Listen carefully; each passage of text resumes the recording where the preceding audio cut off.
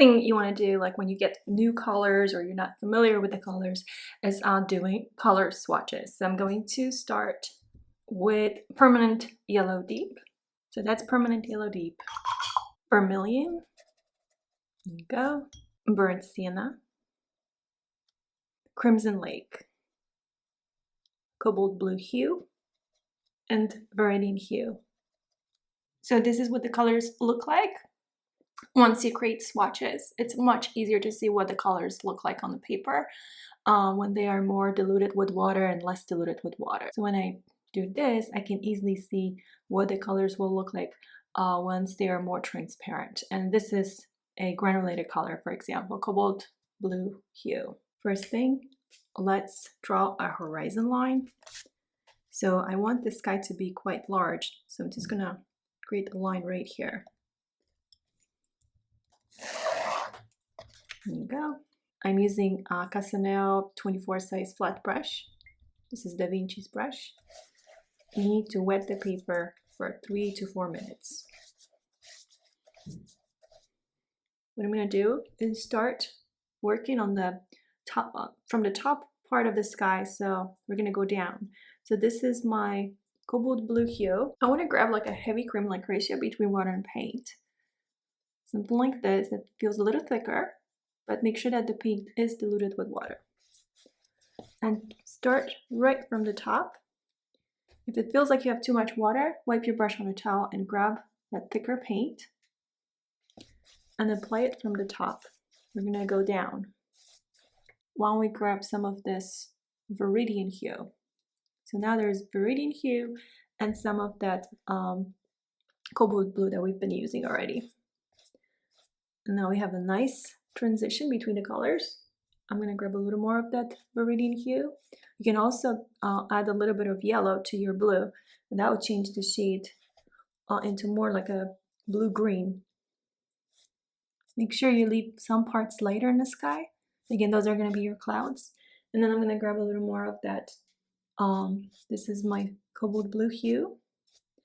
I'm going to clean this brush and start working on the middle section. So I want basically the same. So cobalt blue with some of that red.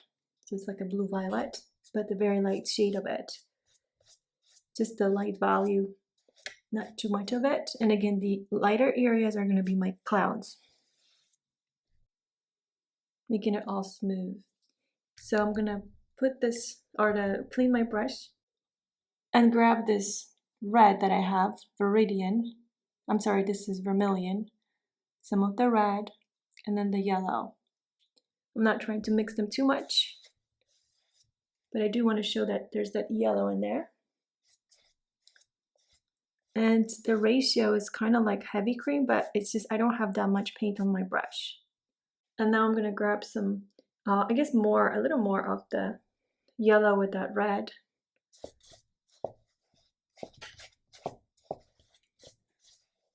And now I'm going to grab blue and red on the bottom, just like we see in the reference.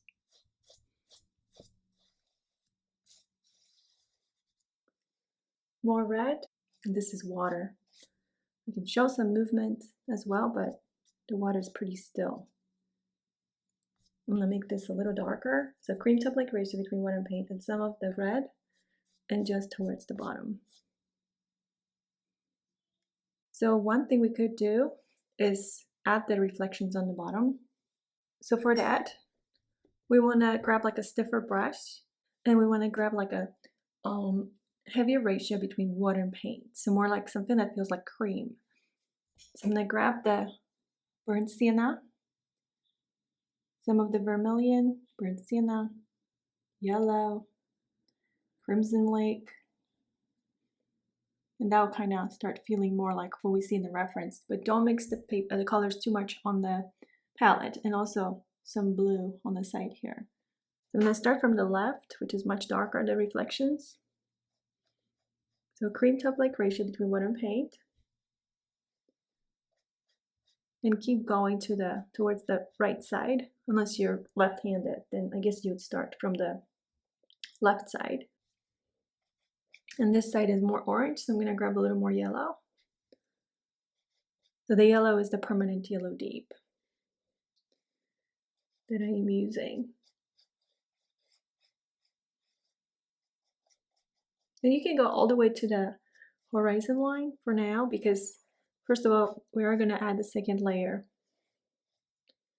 So because of that, we will add like these, we'll have these lines, the whiter lines, the ripples that are showing.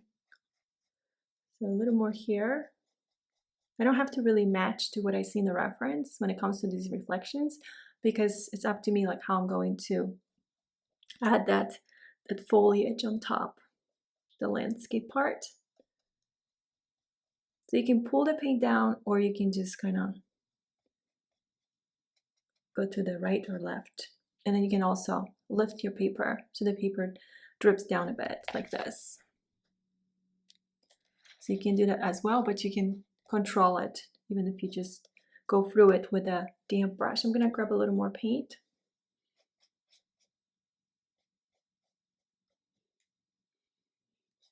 And once we're done adding that layer on top of the horizon line, like with all the trees, you can decide if you want to actually add that second layer towards the bottom, because maybe you'll be fine with what you're creating now, all these reflections. All right, so now let's paint the top part of the landscape.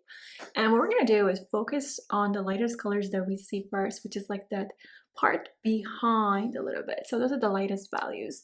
We're gonna start with that, and then slowly we're gonna start adding some darks. So you can use a softer brush.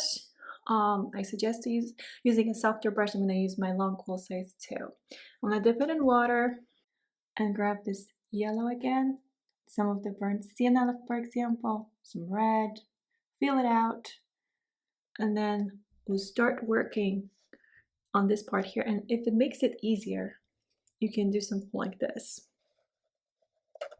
Basically draw that part in the back so it's easier for you to kind of visualize the whole process. And then you want a little more water, for sure, like a water-like ratio.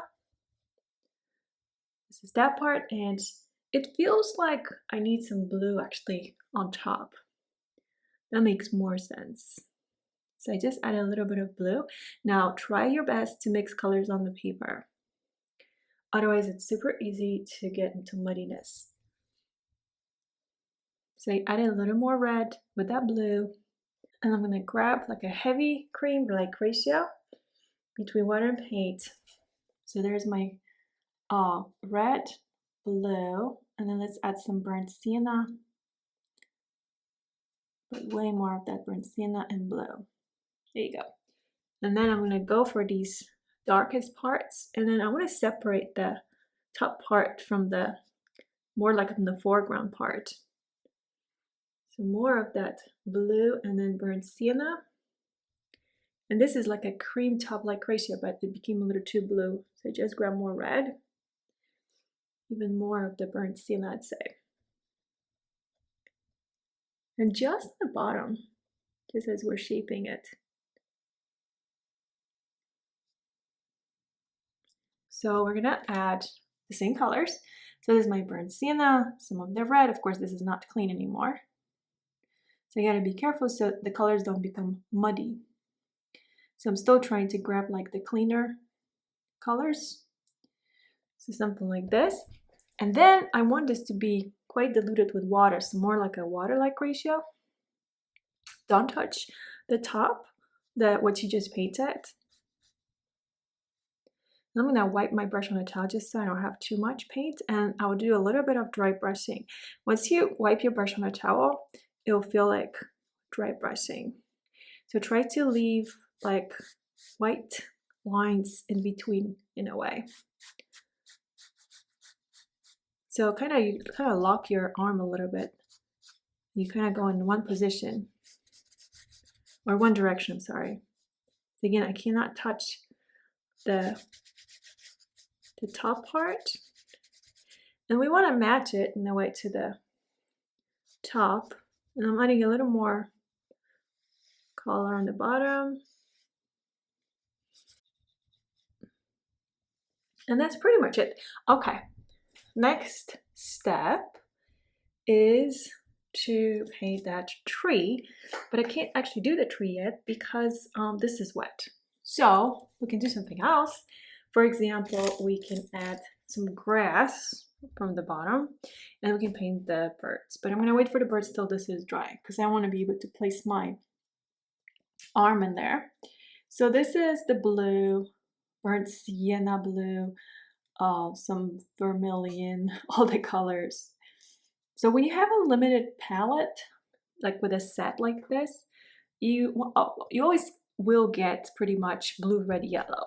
And that's really all you need to create a painting. You just need to try the color blends and mixes to make sure you feel comfortable with it and to know what to expect, like when it comes to the sky, like how to recreate a certain sky, because I was able to recreate these colors, and that's pretty close, without using my typical color palette, right? So in my typical color palette, like for the red, I would use Quinn Red, but here I have Crimson Lake. So this is actually a good example showing you that you don't have to paint with the same colors as I do. You just have to adjust, and it's always best to try those color mixes. Now this is my Rigger 2 brush, and it's Songbird, and it's from my line of own brushes.